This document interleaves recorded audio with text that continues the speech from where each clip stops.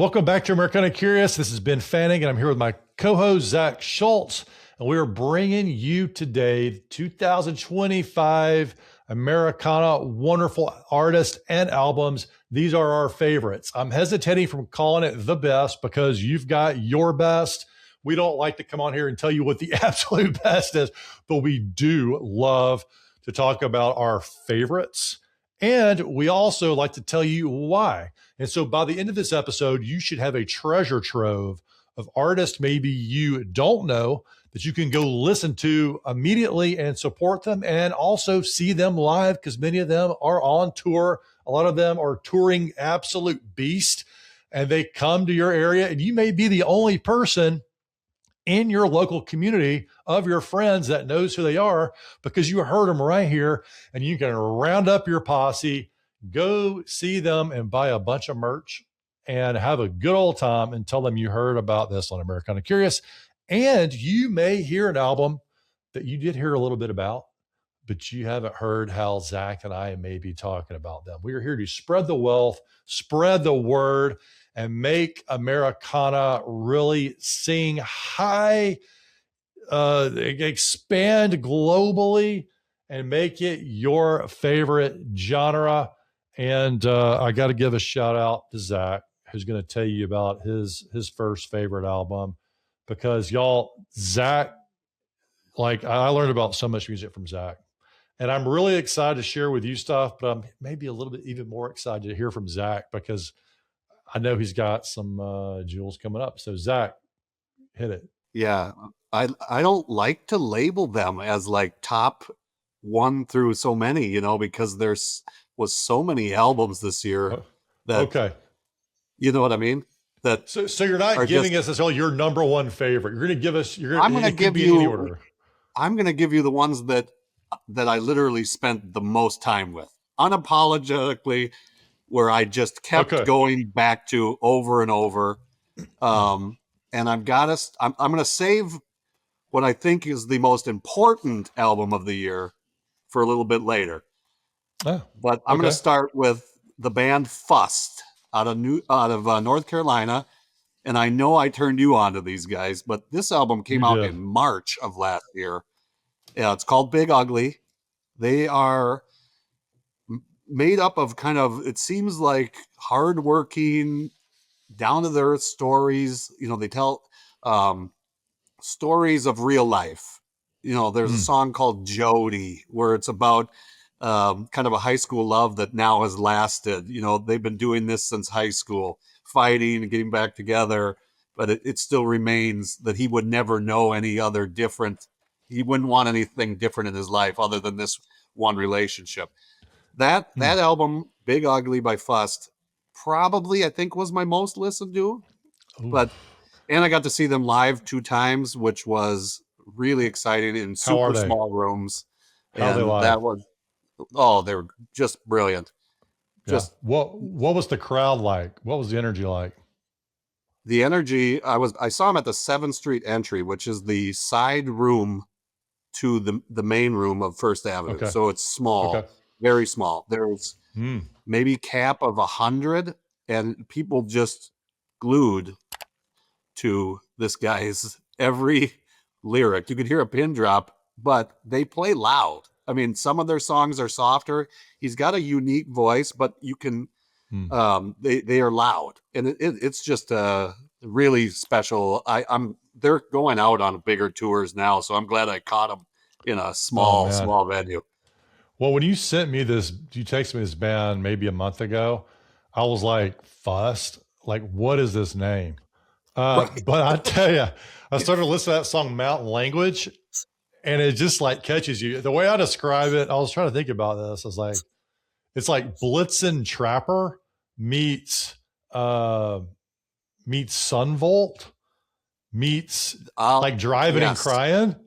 If you like any of those 3 bands, the first time I heard them, the first time I heard them, it was like taking me back to high school when I just discovered Uncle Tupelo. Who is Uncle Tupelo? Well, Uncle Tupelo is Jeff Tweedy and Jay Farrar, who would be Wilco and Sunvolt. It reminded me so much of that sound. And Uncle Tupelo was probably, I mean, they are, in my opinion, what started kind of the alt country Americana bands with the Jayhawks, in my opinion, that now we get all these bands that kind of listen to them and are inspired. Oh man. That y'all, if you don't want to go listen to Fuss now, we just threw down like icons of Americana. And it's cool to see a band that harkens back to these sounds, but also doing their own thing. And you're getting them early. And I can't tell you how meaningful and important it is to Zach and I for you to listen to these bands now, because they may not get big. And if they don't get a little bit bigger, they may not keep going and touring and making albums. So we want you to go to their shows to listen to them. And we got to get Fuss, obviously, on the show, Zach. So, okay. I would love that. That would be very good. So, all right. So for me, this is a very hard thing for me to come up with. But one of the ones that I didn't realize how big it was for me until recently was a band who we've had on here, the Wood Brothers, and we've had Oliver. And if you listen to that episode, dang it, Zach couldn't make that day. That's all right. So we need Oliver Wood back on, because you want to hear Zach's questions. They have an album this year called Puff of Smoke, and you might listen to it and it's like, oh, there's some catchy songs on there. It sounds very Wood Brother-ish. But when you start digging into it, and I've researched this, the Wood Brothers have taken on a lot of meditation and mindfulness practices. And these songs are about that. Puff of Smoke, a couple lyrics. Every day is a puff of smoke, or maybe it's a river flowing, taking where you're going, no matter you fuss and fight, you're going to ride. And then there's another song on there called The Trick. The trick is not to give a damn, to be a window, not a wall. And it's there. And we saw them at a place in Charleston called The Refinery do this. And I've seen them multiple times. I have never seen them as high energy, I think, as they were at this show. And even though it's an album with it's sort of about their own meditation practices and whatnot on a deeper level, introspection, it's also rock and roll and Americana. So they really sort of thread the needle in an interesting way. And when there's so much chaos in the world, which there always is chaos, by the way, I know we're saying there's there always is. It's nice to have a listenable record that's not a protest type thing or it is about, hey, we need to return to ourselves, think about where we're channeling our thoughts, because thoughts become things, and taking a more mindful approach to that day. And that can bring a lot of happiness, joy, and change in and of itself. Yeah. The thing that I love about the Wood Brothers is that no album has ever sounded the same. There is, I love, you know me about taking chances with music, not just staying complacent. And they have a different sound every album, and I love their experimentation with John O'Ricks playing the shitar. I mean, they play it, and they're one of my favorite bands to see live. Just the dancing. It's some of the worst dancing, but it's good. Not good dance. No, it's entertaining. Yes. No, I love that album too. Money Song really sticks with me on that one. The kind of the melody and it seems like you're listening to change, like rattling or something. I just love it. All right, Zach, who's next for you? Oh, this is so hard, Ben, because there are albums like James McMurtry's, he's always the greatest. Bingo. Yeah, he's always the greatest songwriter. But he has if I had to pick one of my most interesting songs of the year, it comes from that album, Pinocchio in Vegas. When I first heard that song, I don't know if you've heard that song, but imagine I haven't heard Geppetto has passed away, and Pinocchio is trying to get his estate. And James McMurtry takes you through this world of Pinocchio as a man without Geppetto, lost in the world, trying to figure it out. And it is just the way he writes. I just feel like other than John Prine, he's kind of my goat of a writer.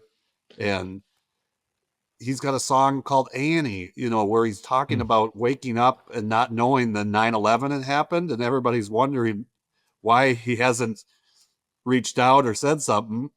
And he was sleeping and he woke up to this world that's changed. And that's just how James writes.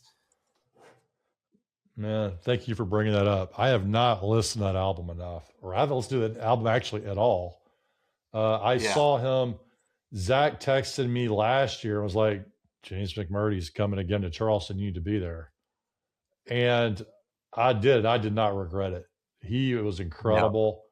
Yeah. And my favorite part is when he turns off the mic and just literally is coming out into the crowd. And he's been at it a long time, man. He has. And there is a song on the new album that's it's called Sailing Away. And it's about, James is, I got to imagine, in his 70s now, something like that.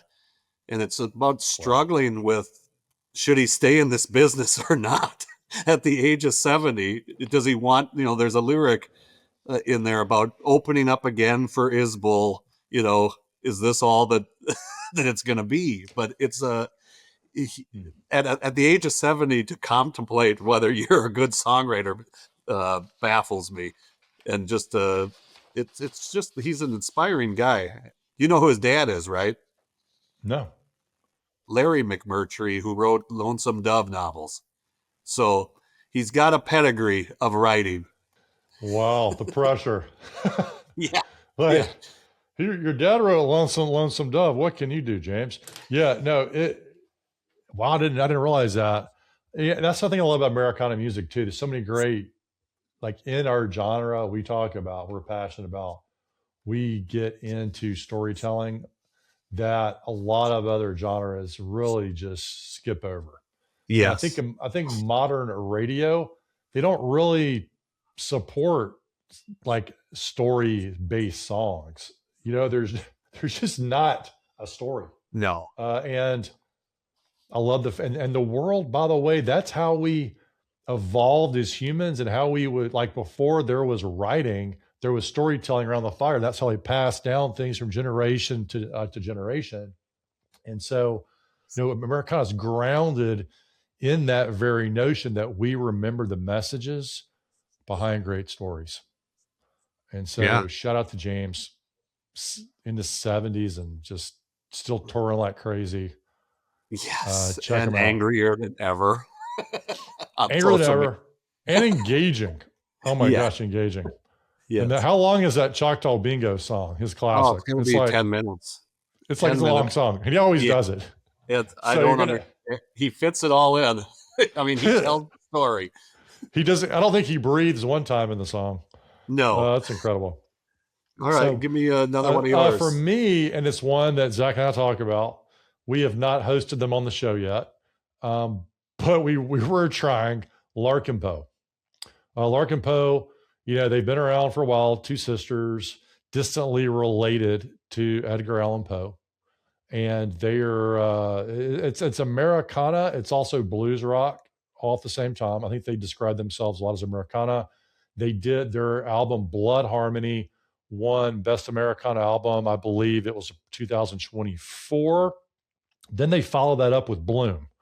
And Bloom, and by the way, Angela, my wife, is hugely into Larkin Poe.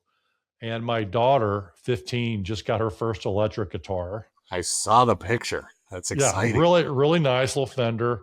Having a good old time with it. And she loves Larkin Poe. And we went up to the Orange Peel in Asheville, which is like 4 hours away from here, and saw an incredible show. She took one of her buddies, and they just blew the place to smithereens. Really, really good. And even though it's like a nickname, like the album's name is Bloom, but I have nicknamed it Sonic Bloom because like a sonic boom, seeing them live. And one of their songs, Mockingbird, A lyric, like a mockingbird singing 1,000 songs that don't belong to me.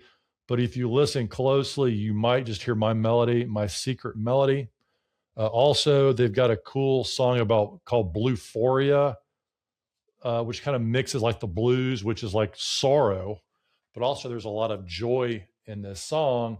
And it's just them bringing like a connection to the previous greats of blues and Americana music, but also putting their incredible spin on it.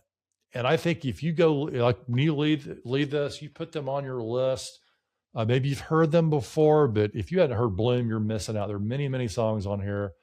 It melts your face off with a guitar. The messaging is great. And it's one of the sisters plays electric slide guitar, harkens back to, yes, I'm gonna say it, Duane Allman, rest in peace. And they can cover old Allman Brothers like you never seen. And Megan's voice, lead singer and guitar playing, amazing. So really a powerful. Didn't you say that that she was like 9 months pregnant as well? Yeah, she was like right at the brink. Yeah. We saw her at their last stop before she went on maternity leave. She's since had her child. I think they're going to be in Europe before they come back and do some American shows, maybe in the summer. But it's going to be interesting to see, how the songwriting changes, as a parent. Usually what I see what happens with that is it gets even better. And I can't even imagine it getting better, but it's going to get even better now with the richness around that. So there you go, y'all. Bloom. Yeah. Check it out. Yeah. What you got, Zach? What's next? I'm going to give you kind of a 3-pack, and I hate putting them all together, but all 3 of them were just incredible female records this year. And they're all individual artists, so that's why I feel bad kind of lumping them in, but they were all just special albums. Brandi Carlile's Return to Me, which, I felt like Brandi went in a different direction the last 4 or so years, kind of with Elton. And I mean, her height has been at an all-time, it's crazy where she went from the first time we met it. Yeah. Brandi's special to us, y'all. That's where Zach and I met. Yeah, down in Mexico. And this album, I felt like, and I had a conversation with your wife about this, I felt like she wrote this for me. Like she was coming back to me. Returning to Zach. Yes, I appreciate. And then secondly, with that one, Amanda Shire's album. I think through all that she's been through, it's just a powerhouse album with lyrics, and I don't think she's gotten her due on that album. And I really think that she should. It's an incredible, beautiful album. And the other female that I'd like to, or artist I'd like to put in there is Margot Price's Hard-Headed Woman. It's just a tremendous country record, and got to see her at Newport this year, and she just gets better and better every time live that I see her. And I'm just, her album's just so good.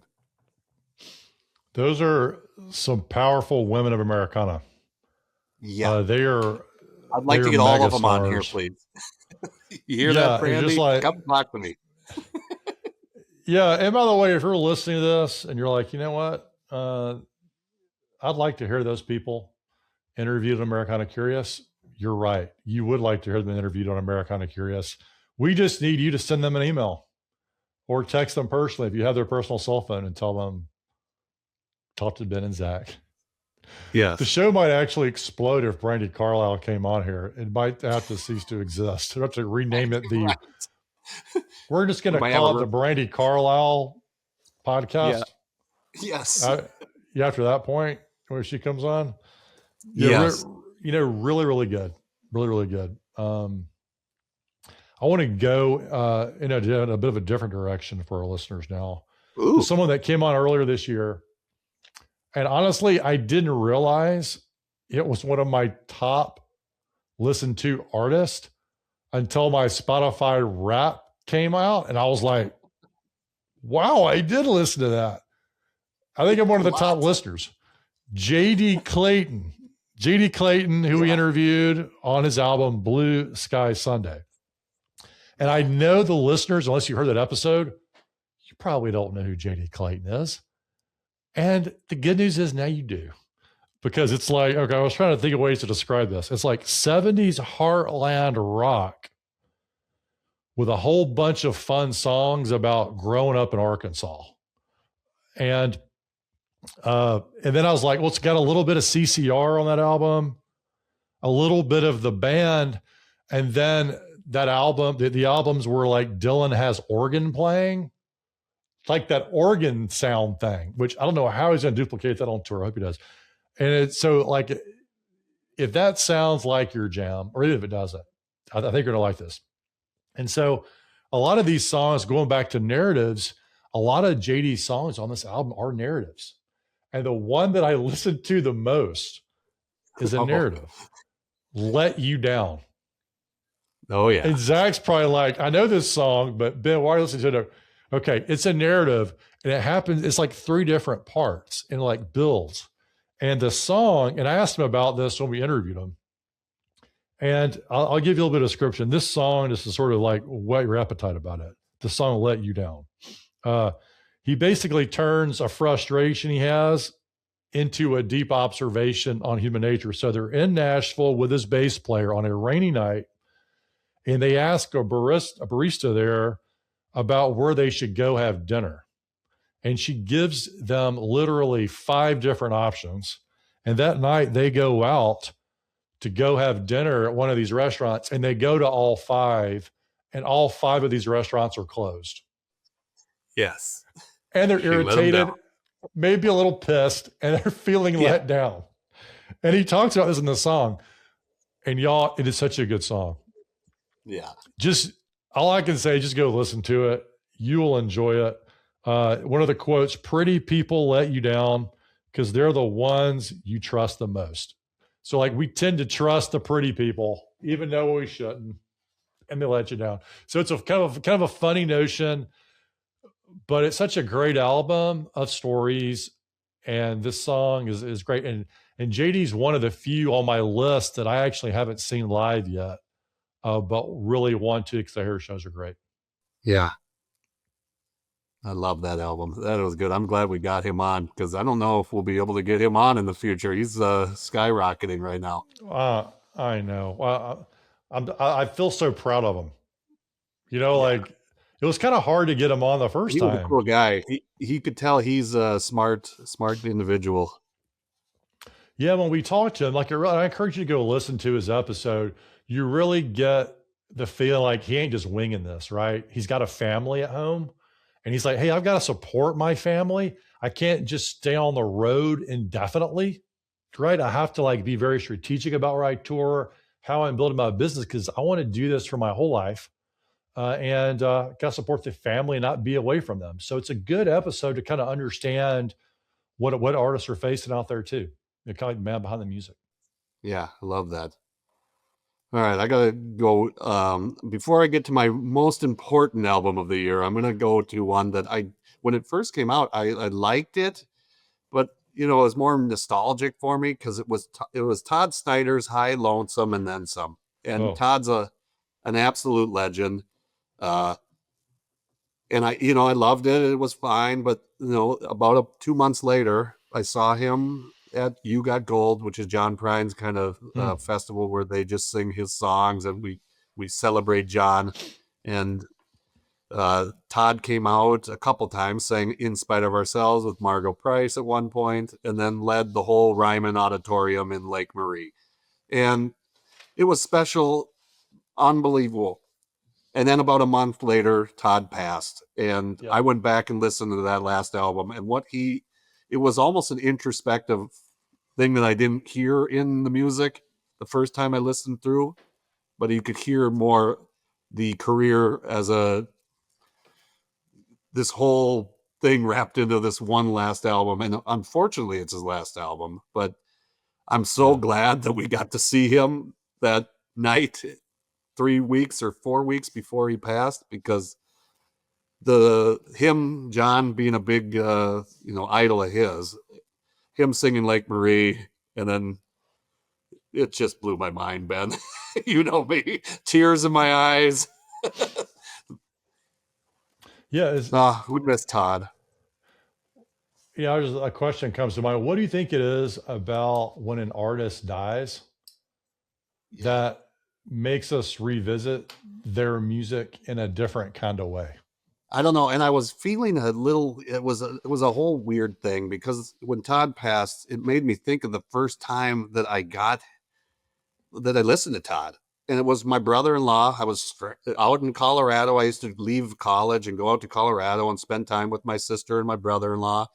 And my brother-in-law, over the years, passed me down so many of my musical likes. And I remember having zero money to get back to college, and my brother-in-law and sister filling up my car, giving me an extra $40 to get the 1,000 miles from Colorado to Mankato, Minnesota. And he said, have you listened to the new Snyder? And I was like, oh, I don't really know who he is. And he gave me his CD and he said, I'll buy another one. And I spent that whole ride with New Connections by Todd Snyder. And since we had a tough year because my brother-in-law passed away this year, and it made me, when Todd passed away, it made me kind of go back and think of that moment.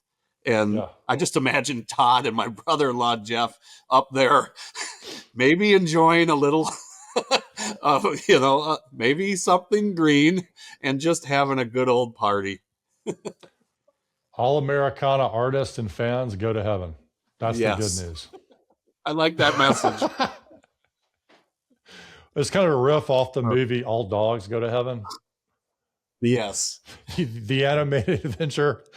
But y'all, it's good news. If you're Americana, like that's halfway there. Maybe it's all the way there. They're both, right? Yeah, they're both up there for sure. Yeah, no, it's America.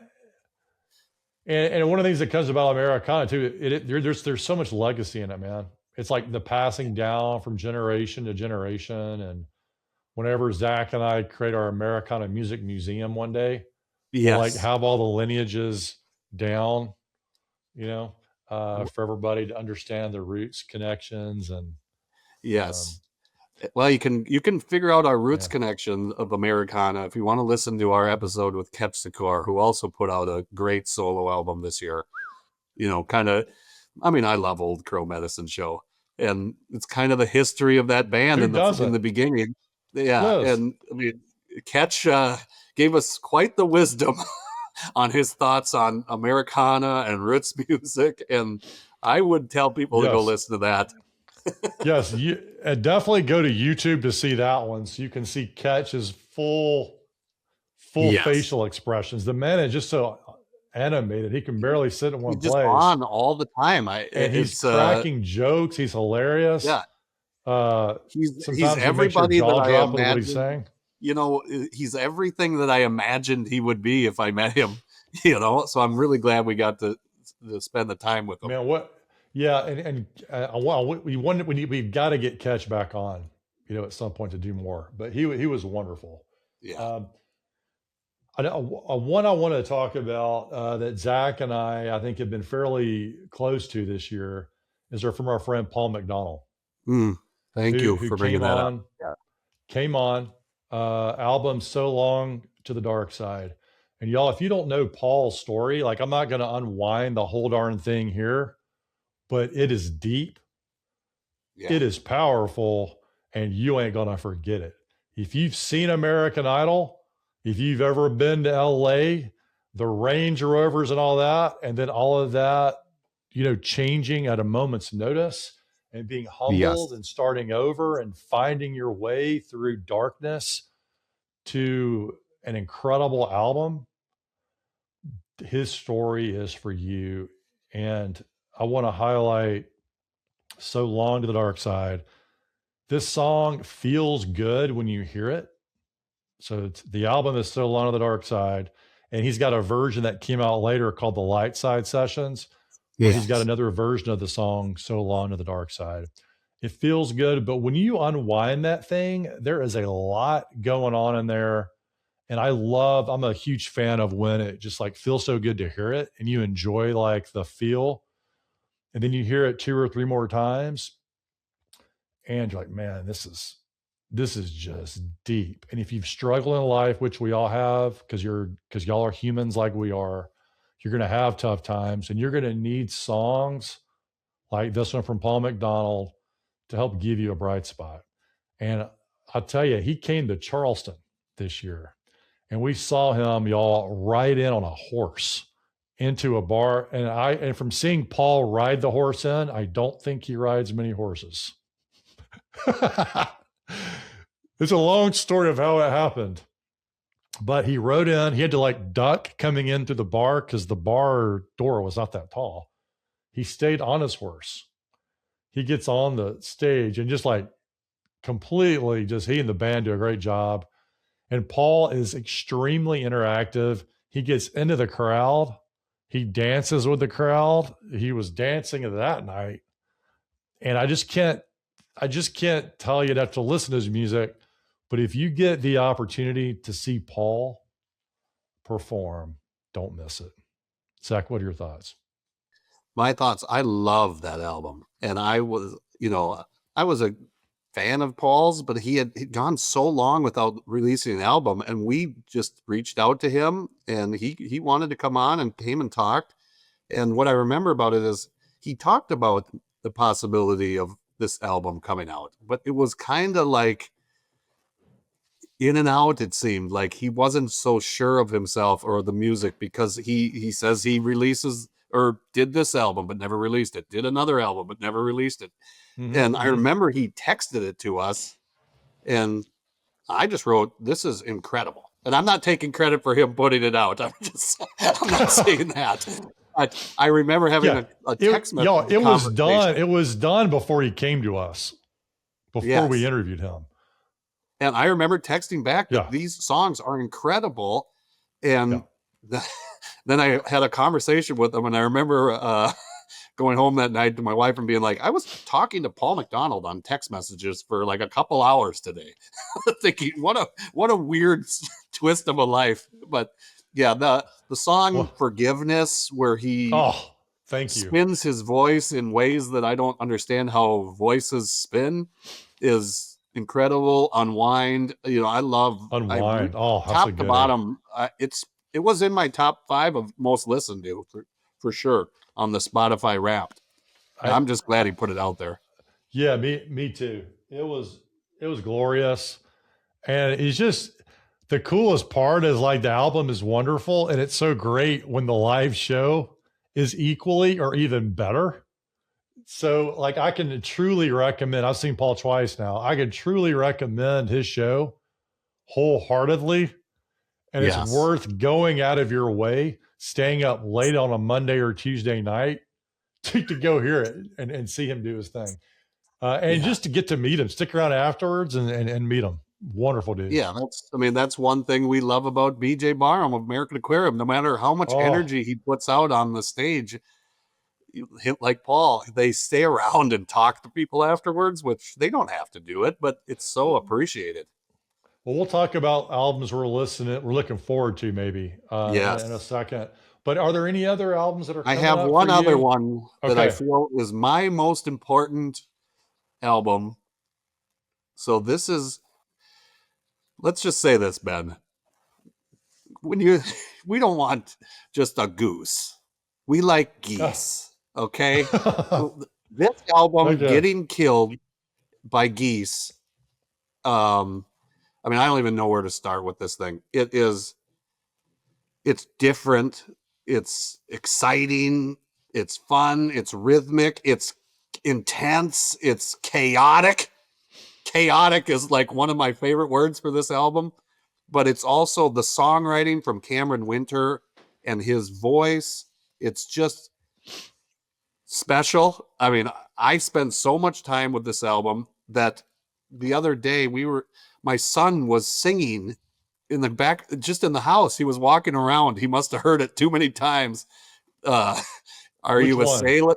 He was singing, I don't speak French, but I'll pause do cocaine. Yes, okay. Which is, there's no references of cocaine in the song, but which I think means house of, don't ask, but he's walking around the house going, I'm a sailor in a big green boat. I'm a sailor in a big green coat. but you can come home. I mean, and it's just the melody of that song is beautiful. Taxes is probably one of my favorite songs. Cobra, you can dance with the Cobras, but you can't dance with me. It's just brilliant. Cameron Winter had a solo album at the beginning of the year, and I've gone back and listened to that. And he, unfortunately, he did a solo on the bike stage at Newport, but unfortunately, Geese got rained out due to the lightning storm.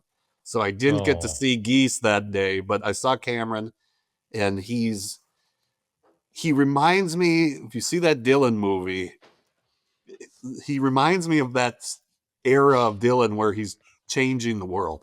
I mean, that's how much I think about this guy. Wow. So go listen to Getting Killed by Geese. The first song is completely erratic and crazy, and then it just settles in so brilliantly the rest of the way. I found out about them because of you. And I heard that first song and I was like, what did Zach send me?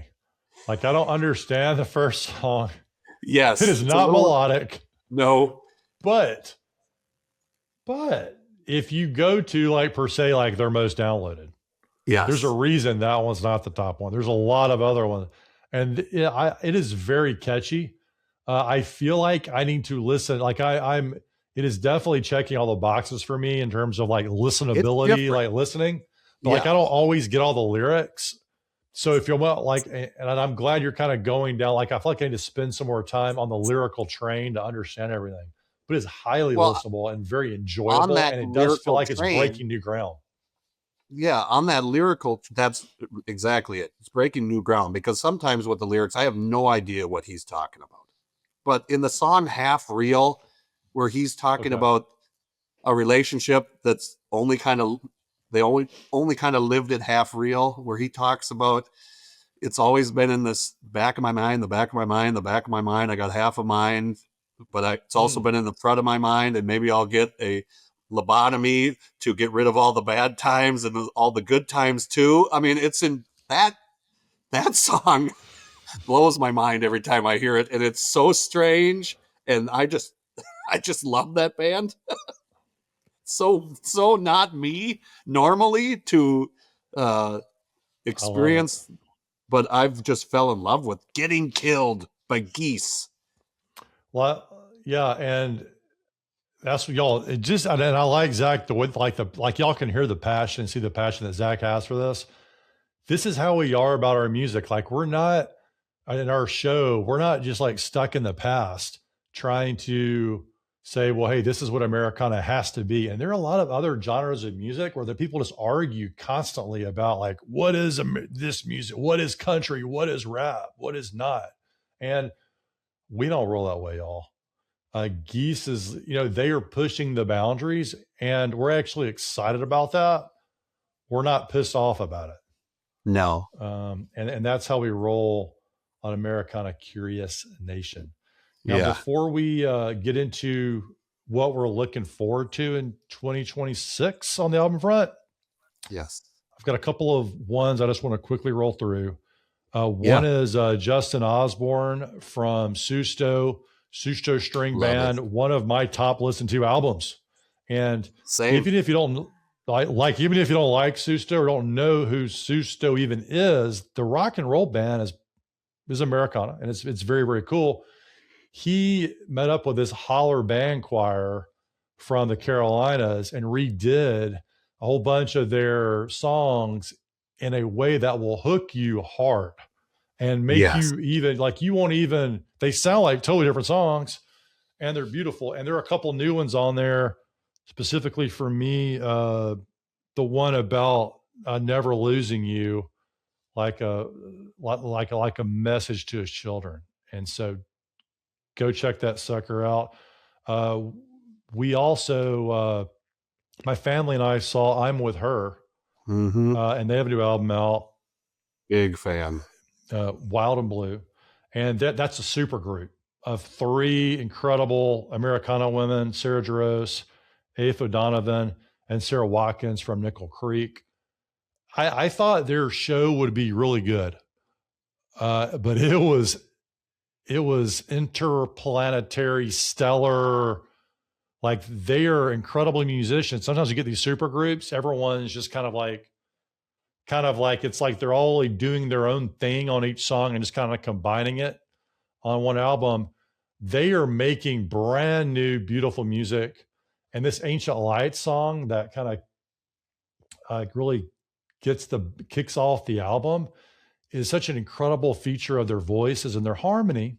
But it's also about like chaotic world and sort of finding that connection to like nature and the things that have been elemental and fundamental out there for long before humans even walked the earth, and being connected to that and finding peace through that. Yeah, we saw them at Newport on the harbor stage, and it was great. Let's just say that they're tremendous talents. That's my favorite stage too, at Newport. Get them on the show, Ben. No, get them on there. Trying. I've been trying. Also, not an unexpected one, but my daughter and I went to see Mumford & Sons do their show. And they're kind of, I would say they're like giant stars kind of thing. But their Rushmere album, if you already heard it, go check it out again. It really harkens back to what Mumford & Sons maybe used to be in some degree with like their musicality. They like bring a lot of banjo, which y'all, if y'all been listening to the show, you know we love our banjo. And it's full force fun, Rushmere. But the theme of this thing that I hear in this is they're looking back on a lot of things in their music career that were big challenges. Marcus Mumford, if you haven't heard a solo album, y'all, I'm not going to get into that, but he had some terrible times. And they're looking back, y'all, as all these obstacles as the very things that help them grow and become the artists they are today. They're not spitting on the past. They're like, hey, these were like, and I think about Ryan Holiday's book, The Obstacle is the Way. And that's what comes to me on this album. And so once I've been viewing it through this lens, I'm getting way more out of it. And I'm giving it that big, warm Americana hug. That didn't. So, and the last thing I want to ask you before we get into the things, talk Tyler Childers. Oh, yeah. Well, Bite List, you got to.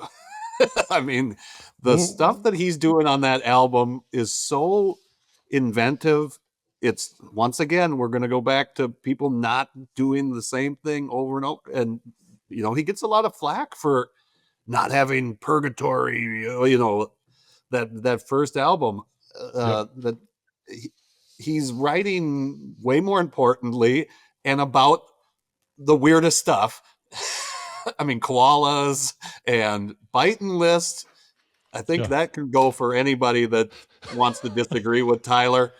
You just go get on his Biting List. Yeah. Pushing the bounds. Yes. And his trip to India. Yes. Like what he learned. There's a song about a gold watch or something. It's out there. It's so good. He's got that. I can't remember the name of the song, but it's just, there's hilarity in it and importance, and I just appreciate what he does. All right, Zach. So take us forward.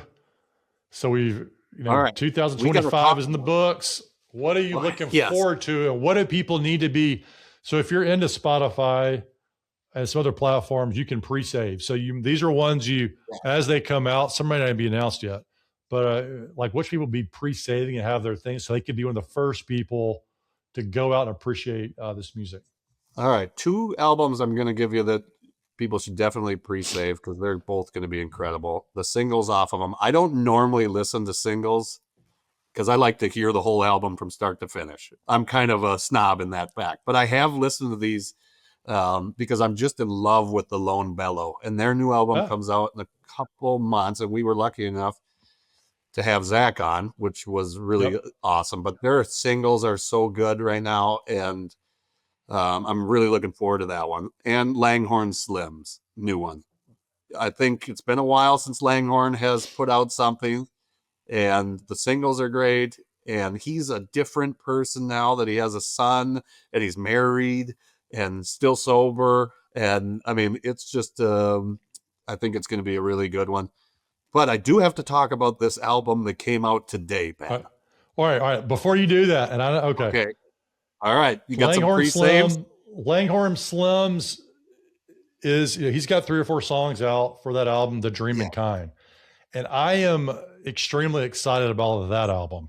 In fact, we're going to go see him live when he comes to Charleston in a couple of weeks. Those songs that are already out, Rock and Roll, Dream Come True, On Fire, like those, Haunted Man, those are the first 4 songs released, and they're all great. Right. So I'm just saying, like you can't go wrong with that album. Same with the Lone Bellow has a song called Common Folk out right now that's going to be on this new album, and I just love it. And they did a cover of Islands in the Stream, which is pretty awesome. That cover of Islands in the Stream, I think is excellent. I really, and I was like, oh my God, they're doing that? Yes, they're doing that, and they're doing it extremely well. So even if you think you're like, I'm a purist for Dolly or whatever, you're going to love this cover. And it's so bold. God, it's bold. Yes. I love it when I do that.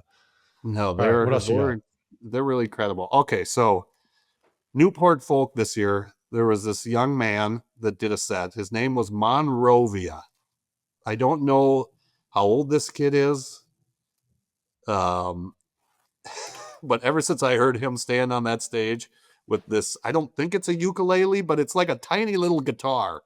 And then he belts out this beautiful voice. Okay, well, here's Monrovia's debut album came out today. It's 11 o'clock where I am. I've listened to it 4 times. Monrovia isn't his real name. That's his artist name. He's from Monrovia, Liberia. He was born into a civil war, made a child soldier. Parents were killed. A missionary adopted him to Appalachia. And that's where he gets his inspiration from. This album, if I'm not talking about this in our 2026 thing, I'll be shocked. That's how good this album is. It's so heavy. We don't get political on this show, but in the times with his struggles in his life, with what's going on in our world, it's incredible. And this kid is just the voice. I'm telling you, Ben, if you don't listen to this by the end of the day, we're not friends anymore. No. All right. We all see the kind of text I get from Zach like that. And this is why we all need Zach. We all need our Zachs, or you get, if you're lucky like me, you get the Zach. Because I'm not familiar with this. So I didn't know. I haven't heard about him before. The story is compelling though. Absolutely. And wait till you hear the lyrics in this. I mean, this young man, he's seen some stuff. But, all right, y'all. We're already tipping our hands for stuff you to listen to next year, aka this year, 2026. So I got my homework. And before we get off here, Angela, my wife, was like, Ben, I forgot to mention someone that's been on our show, whose album is Leon Matchson. Oh yeah. Am I saying their last name right? Matson. Leon. Leon Matson. Yeah, Matson. Yeah, we had him on. I think he was our 4th episode. And y'all should have been listening. Go listen to episode number 4 or 5 when he came on. This guy, so his and I wrote down the song, but he just go listen to the album. Go listen to his music in general. But his album he's released like 3 albums this year. Making a Living, Not a Killing is the one that is the album. He's got a bunch of pedals still on. The guy, his songwriting harkens to me, a lot of it to John Prine. And you mentioned that in our episode. Yeah. And you need to go check him out. But Angela's like, Ben, make sure to mention. And it's a very good album. She's listened to it a lot. I've listened to it a lot. And I think y'all he just keeps pumping out stuff. It's amazing, the writing, prolific. We need to get him on again to talk about this. So hopefully Leon will join us again soon. quick reflection on Zach Bryan and his Haven't listened to her yet. 28 songs. So apparently, y'all, Zach came out with Zach Bryan came on the new album, and he's kind of, and he tends to drop albums that have giant numbers of songs on them. And then I read that in 3 days, he's going to release an album of all acoustic versions of these songs because people complain about him being overproduced. Yeah. We'll have to get back to I listened to 2 songs this morning. I just haven't had enough time to spend enough time with them. Santa Fe was popping. I got reached out by Jack McEwen, who was on our show way back in the day. Jack! Who wrote one. Yes. So he's got new music coming out. He didn't have an exact date on it, but he wants to come back on the show and share the details. Okay. Well, we got to get him back on. That guy talking about storytelling. Oh my God. Yes. Let's get him back on. And BJ, tell us about what you know about American Aquarium. They obviously made a huge splash on our show when he came on with his previous album. And y'all, that episode blasted off like a rocket, like a NASA rocket ship into the, and I mean, what incredible album. What an incredible, I mean, they're one of the top touring bands in terms of numbers of shows they do each year. I think they were just the second most shows this year by whoever keeps those tracks or those stats. So the reason I mentioned that is not to brag, although that's impressive, is that you need to be on the lookout because he's probably coming near you. And it's really on you if you haven't been to an American Aquarium show because you are. Yeah, there's no excuse at this point. You will not regret it. Anybody that's been, BJ is, I would say, one of the top performers out there. I think I saw him 8 or 9 times in 2025, sometimes with the band and a couple times solo, which are completely different shows, but they're still riveting. But what I know about the new album is I don't know there's an exact date yet. It'll come out this year. I'm a patron member, and he has released a couple songs that we are told not to share, obviously. They are good. He just released one yesterday. Phenomenal. He also has some sort of album, like a secret album that he recorded at a old studio that was shutting down that meant dear and really a lot to him. And he recorded something there. He's been teasing it a little bit. So we're going to get 2 albums from BJ. One of what we know is going to be new originals. And then there's this secret album that was recorded at the studio that shut down recently. So BJ, he just doesn't stop. And I'll be seeing him at Road Trip to Raleigh here in about 3 weeks. Yeah. So we could probably do, last year, Zach and I went to Road Trip to Raleigh. After that, we did like a special episode where we talked about that experience. There's a lot to unpack about American Aquarium, the history, their deep catalog, what their show's like.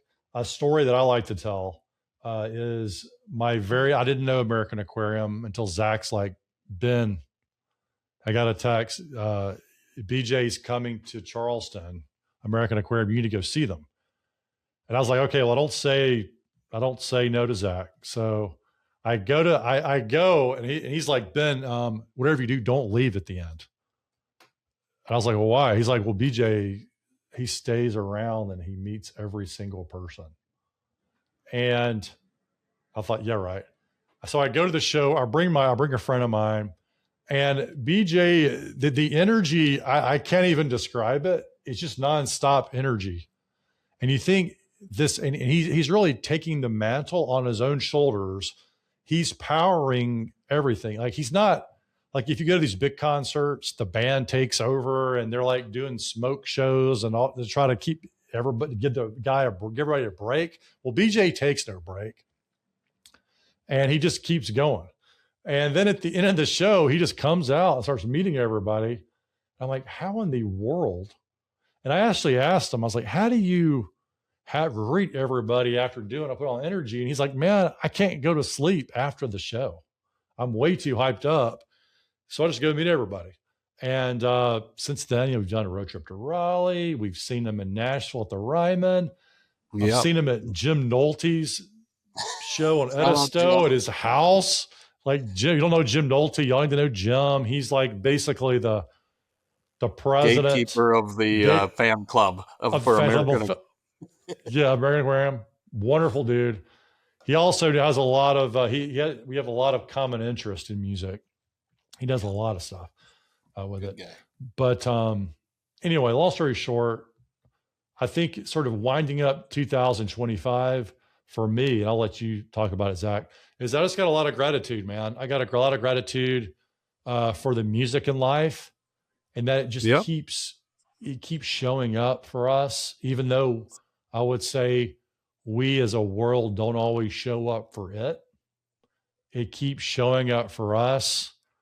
It keeps asking us to listen, to think of our higher selves, to think about community.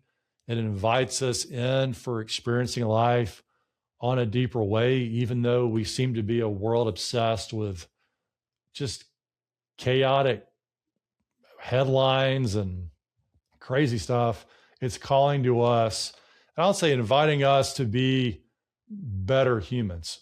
And so I got a lot of gratitude, and it makes me excited for what's coming up. How about for you, Zach? I cannot follow that, Ben. That beautiful speech that you just gave. I will just say ditto. Soliloquy. Yes. I mean, there was so much good music in 2025, but I feel like I say that every year. But if you want to, if it's out there. These artists are making incredible music that's important, and it's just going to be another year of good music, I hope. And it starts with Monrovia. Yeah, I mean, why not? So in terms of so speaking to the listeners now, if you've been with us these 57 or so minutes, it's been a longer episode. Thank you for giving us the time. Your call to action is really to get to tee these people up to listen to them. And then secondly, to go to their Instagram, to go to their website and see if they're coming to a place near you. Okay. And if they are, open up your calendar. Okay. Put it on your calendar. And then when you put it on your calendar, think about 3, 4, 5, 6 friends and just invite them. Okay. Now you may not end up going because you have a conflict and it's like 3 months away, or your friends may not be able to go. But just, I think the key is to have it on your calendar, and hopefully you'll find a way to go and to listen to them in person, because y'all listening to Spotify or Apple doesn't really put a lot of money in their pocket. It just doesn't. A lot of people think they make a lot of money. They're not. What they do is they generate their living through their live shows and through their merch. And so that's the way you can support them. But I think that will be a call to action. Like if you have, and I think all of that, would be a fun activity for you. And then, like these artists like Monrovia, I'm taking away, I'm going to be listening. So we want to support the rising artist maybe even more than we support the big artists, because the big artists that are already big, they've got their fan club, they've got their money making machine, they're able to go and, I'm cheering them on too. I'm happy for them. But these rising bands, a lot of which we talked about today, they need you. They need us. They need you. That's how you support them. Love it. Y'all have fun. Here's to a great 2026. Go get them.